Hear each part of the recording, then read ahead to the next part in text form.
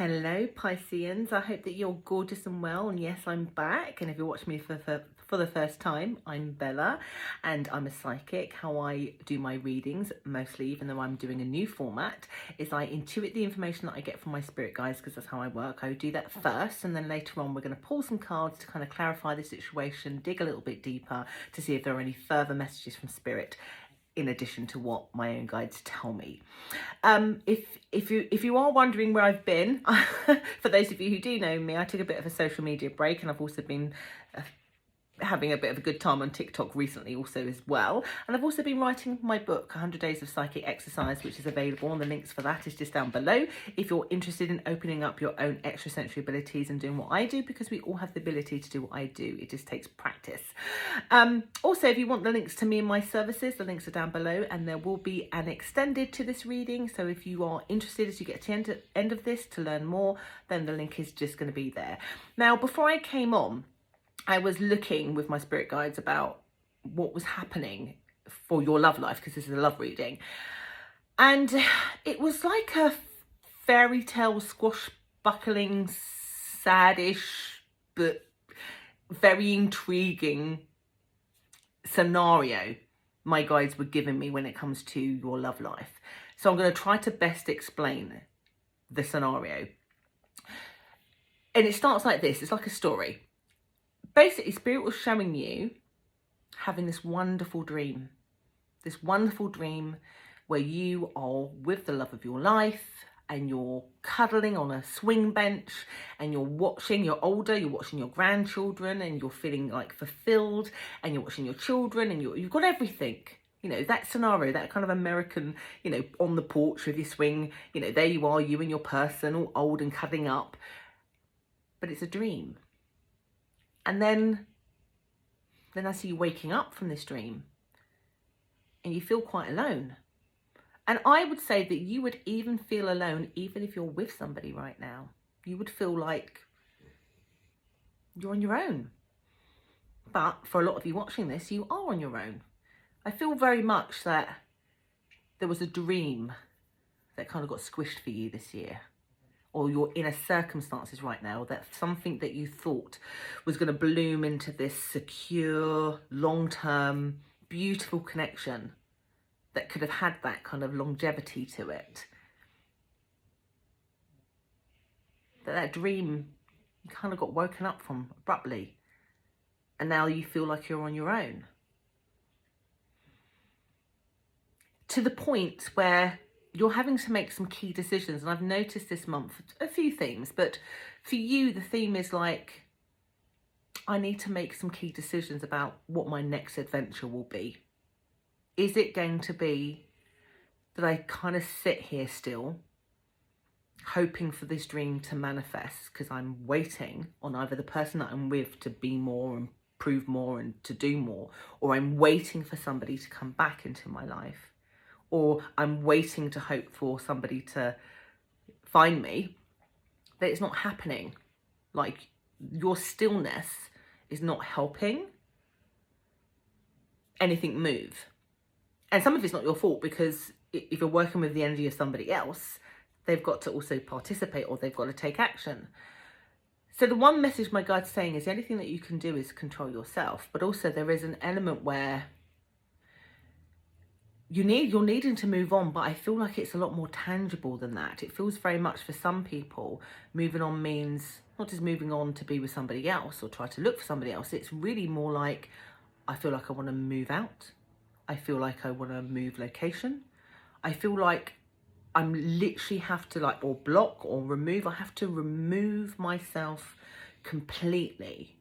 I have to walk away literally from the idea of this dream anymore. And it's heavy-hearted, because it was a dream. It was a good dream.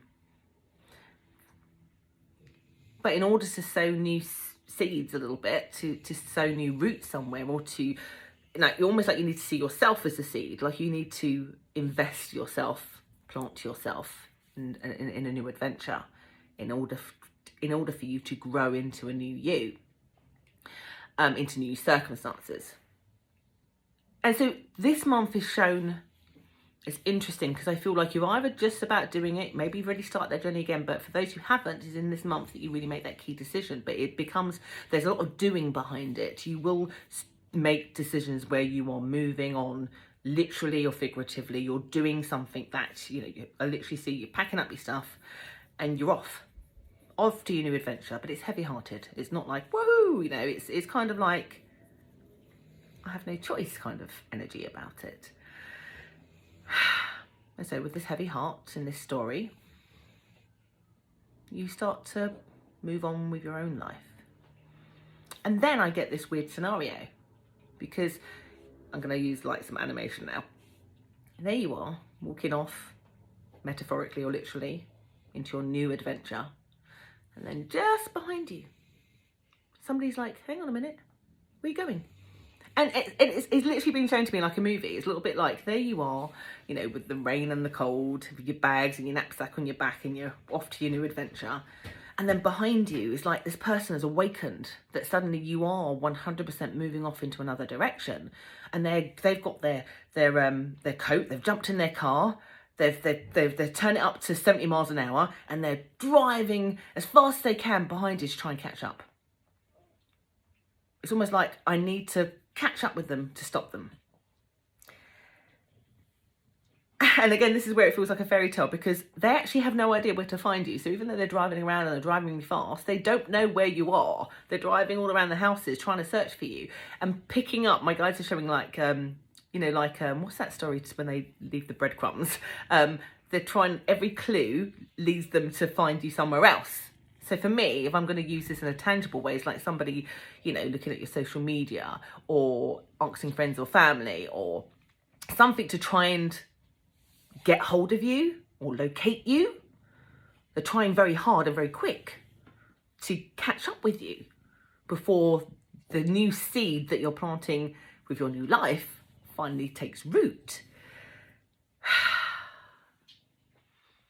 The thing is, I don't even think that even if they were really, really quick about finding you, it's not about capturing you and saying, don't go. That's nice, but it's a little bit like there's a lot of repairing that needs to happen. Because my guides are saying you look at yourselves differently because of that connection. There's a real sense of sadness where, like, it's almost like you don't see your worth. And it's not that you need them to prove that to you, because it's definitely a journey for you. And I've been saying it's a lot of signs because it's been the energy this year. This energy is about one half of the party finding self-worth and one half of the party finding ego. I've been saying this to everybody. Yours is definitely the self-worth aspect for those I'm talking to. Switch it around if it's the other way around for you. But basically, you're very guarded.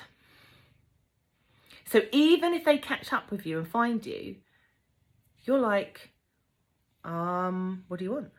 You're like, oh, how are you going to change my mind? What's different? Because I don't know if I trust myself, let alone trust you. I don't know if I want to invest in that dream that didn't really come true, that I don't know if is possible. I don't know if I can convince myself, let alone you convince me. Kind of deep stuff. So this disappointment, this dream not happening, or this sense of loneliness, I think has happened, you know, been going on for a while, to the point where it's really stripped back your thoughts and ideas about what love meant to you, or what this connection meant to you, or what love means to you in its entirety. So there is a bit of a theme, my guides are saying, where you have to almost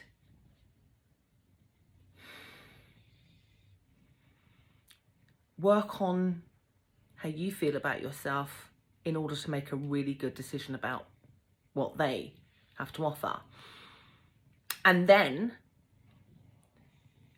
if and only if they can offer you communication about how you both can work together, that no longer ever creates this kind of mistrust or this this loneliness that you felt, or this abandonment, I think is the word to use, that you felt, could you even see yourself meeting them on the bridge halfway? But I can tell that there is definitely a sense of panic on their side, that if they don't fix it or catch up with you to try and stop you from completely walking away and sowing seeds in a new life, they are going to lose out on you. So that's a positive, that they want to stop that. But there is an element of me feeling like the damage has been done. For some of you, you won't be able to look back. You'll be like, thanks, but no thanks. It's been like that with a lot of people's readings. Like, yeah, but thanks, but no thanks. I mean, overall, my guides are saying, before I pull some cards on this, they're just saying that you need to take a leap of faith on yourself. That your decision right now to move in another direction is definitely good, but it's almost like you need to be more selfish, so till you feel whole. And even you feeling a bit defensive, yeah, they're definitely saying it needs to be worked on, so you get into that good self-worth energy. But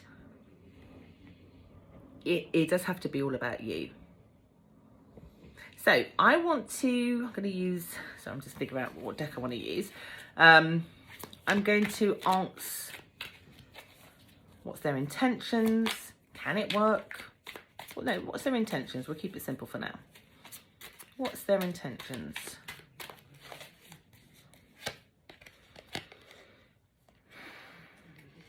You've got the King of Wands energy. So, King of Wands, for me, it's not entirely. Let me just pull another card, because, and then I've got a Queen of Cups energy. Two very contrasting energies. So I get why there's a problem here, because a King of Wands, and the way I'm reading it from Spirit, is the player energy.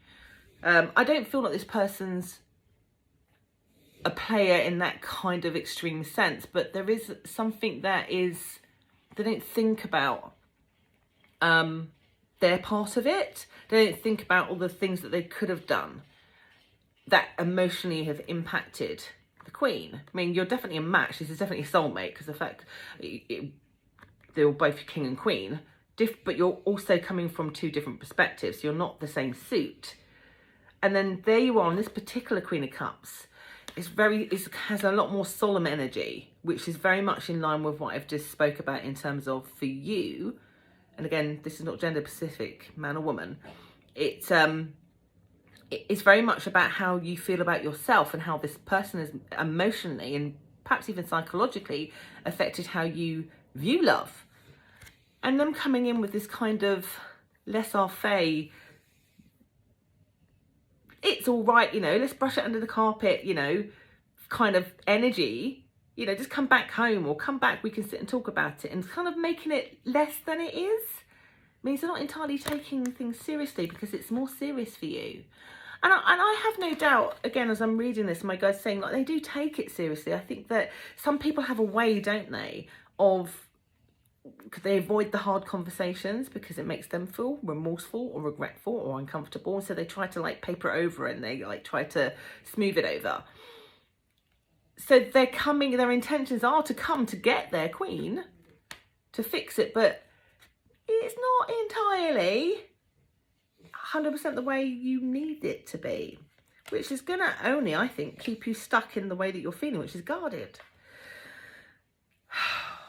I picked another card, and I just forgot to say it out loud, because in my head I was like, what's your intentions? I mean, your intentions are to be defensive. This is going to be a real struggle for your person, this person, to break your walls down. And particularly because they're coming in with slightly player energy, slightly laissez-faire energy. You are going to be like, It's like beyond defensive. You'll be like, look, showing them the hand, literally. One more for your attentions. You got the Hangman. With this one, there are many things that I could say about this, but what Spirit is saying about this is you are you are in this you are literally in limbo. You're in this place where you're in transitioning from one dream to another. You don't know where your adventure's taking you, and you kind of want to be in this kind of no man's land a little bit until you figure it out. And then them coming in, chasing after you, driving after you is confusing and only seems to put your walls up. So I'm going to go into the extended and I'm going to look at outcomes, seeing if it's possible for those barriers to be broken down, or whether you'll move on to a new adventure and something new, and to see which ones might be better for you, to give you a bit of guidance, or to see whether there's a possibility for that person to turn it around. So do join me there. The links to the extension is just down below, and take care.